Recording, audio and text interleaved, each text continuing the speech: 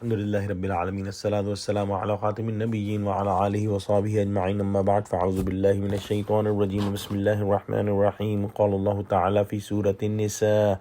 يا أهل الكتاب لا تغلوا في دينكم ولا تقولوا على الله إلا الحق إنما المسيح عيسى ابن مريم رسول الله وكلمته ألقاها إلى مريم وروح منه فآمنوا بالله ورسله ولا تقولوا ثلاثة انتهوا خيرا لكم إنما الله إله واحد سبحانه أن يكون له ولد له ما في السماوات وما في الأرض وكفى بالله وكيلا. Translation: O people of the book, do not make exaggeration in your religion and do not talk anything against Allah except the truth.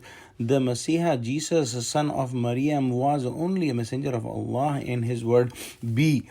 And he was which he conveyed to Maryam and a spirit or soul from him. So believe in Allah and his messengers and say not Trinity nor three.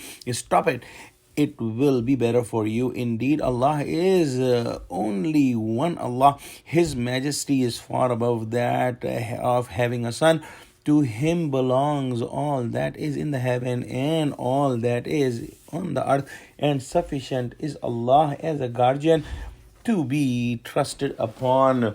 The Christians believed in three gods. One God was Isa alayhi salam, the second was Maryam alayhi salam, and the third one was Allah, and that was wrong. Similarly, the Jews said that Hazrat Uzair alayhi salam was the son of Allah.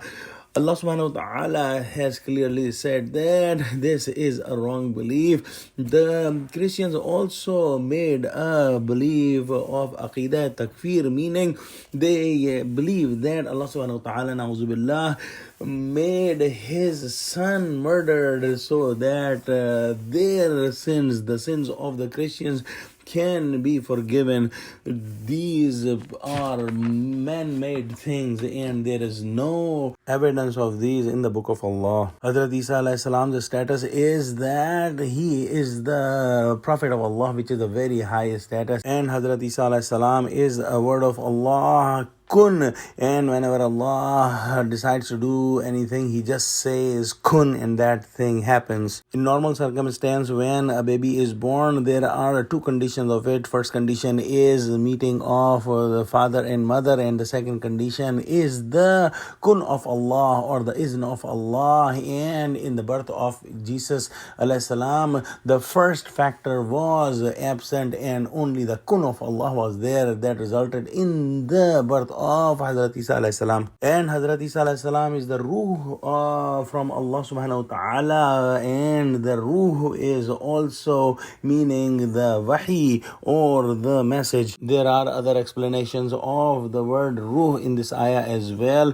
And then Allah subhanahu wa ta'ala says that believe in Allah subhanahu wa ta'ala and his messengers and do not say that there are three gods. The God is only one God, who is Allah subhanahu wa ta'ala, and Allah subhanahu wa ta'ala is free of any need or any weakness, and having the children is a weakness for Allah subhanahu wa ta'ala, and Allah subhanahu wa ta'ala is free of any weakness. So this is far beyond the status of Allah subhanahu wa ta'ala that Allah has a child. Allah subhanahu wa ta'ala owns whatever is in the skies and in the earth. So how come anyone can be his partner? And this is impossible. And Allah subhanahu wa ta'ala has created everything. And Allah subhanahu wa ta'ala is the doer of everything. And he does not need any help for his kingdom to do things for him. The ummah of Prophet Muhammad sallallahu alaihi wasallam also have been prohibited to do ghuluv or to exaggerate or cross the boundaries. In a hadith, Prophet Muhammad sallallahu alaihi wasallam said that do not praise me beyond the limits the way the Christians did, and I am a slave of Allah subhanahu wa ta'ala, and you say about me that I am the slave of Allah subhanahu wa ta'ala and the prophet of Allah subhanahu wa ta'ala. Doing exaggeration in the deen is prohibited in Quran at many spots. Let's pray that Allah subhanahu wa ta'ala save us from the ghuluv or doing exaggeration in the deen. Ameen wa akhiru da'wana alhamdulillahi rabbil alamin. Assalamu alaikum wa rahmatullahi wa barakatuh.